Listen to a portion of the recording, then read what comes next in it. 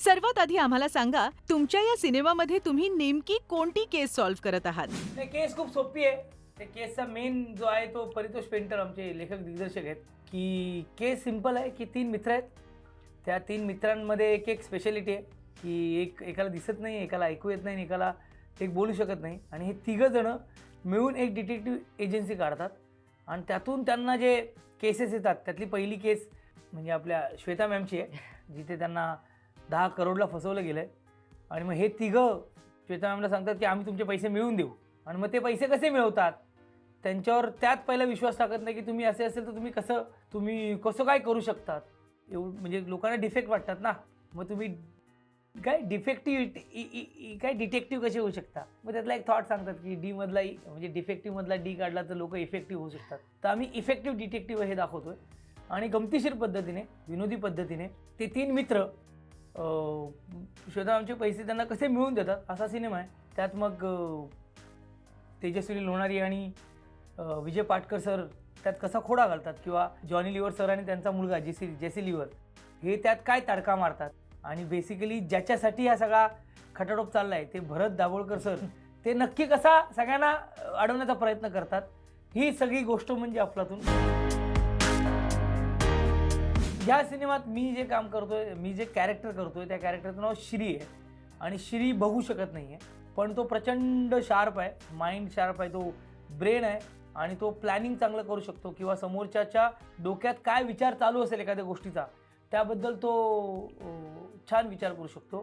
त्यातला तो मानव आहे जे आमचे जयेश ठक्कर सर कॅरेक्टर करत आहेत. त्यांना त्या कॅरेक्टरला बोलता येत नाही पण ते सगळे एक्सप्रेस करू शकतात. आणि या सिनेमातलं जे आदी आहे, जे परितोष पेंटर सर स्वतः ते कॅरेक्टर निभवतात किंवा त्याची भूमिका करतात, ते जयेश सर जे बोलत आहेत सांकेतिक भाषेत किंवा ज्यांना फक्त ॲव करून ते समजण्याचा प्रयत्न परिसर करत आहेत. ह्या त्यांच्या क्वालिटीज आहेत आणि ह्याच्यावर ते डिटेक्टिव्हगिरीचे त्यांचा जो काय बिझनेस करतो ते करत आहेत. त्यामुळे ह्या सगळ्या क्लुप्त्या वापरून ते कसं सिनेमात पुढे जातात हे सांगण्याचा प्रयत्न अफलातूनमध्ये केलेला आहे. या सिनेमाच्या निमित्ताने श्वेता गुलाटी पहिल्यांदा मराठी सिनेमामध्ये काम करतायत. श्वेता, आम्हाला सांगा, तुमचा हा अनुभव कसा होता? म्हणजे मी महाराष्ट्रातच राहिलेली आहे, तर ज्या स्टेटमध्ये तुम्ही राहता त्या स्टेटची लँग्वेजची फिल्म करायला भेटती मला. I think that is a very big honour for me.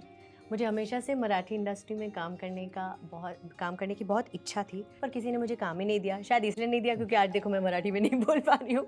But also 2 languages, जो दूसरी 2 थी उस पर मेरी पकड़ बहुत अच्छी है, इसलिए शायद मुझे कास्ट किया. और मुझे I think I feel very lucky and very very privileged and honoured कि मुझे एक मराठी फिल्म में काम करने का मौका मिला और इन 2 महारथियों के साथ काम करने का मौका मिला. परितोषने सांगितलं की मी एक प्रोजेक्ट करतो आणि तू त्याचा हिस्सा आहेस. मी ऑफिसमध्ये गेली, मग त्यांनी सांगितलं की मी फिल्म करतोय and I was like really happy. अरे फिल्म करतोय आणि मला घेतोय.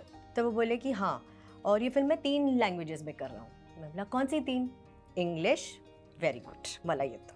Hindi oh wow, again strong language, and Marathi. And then I was like what?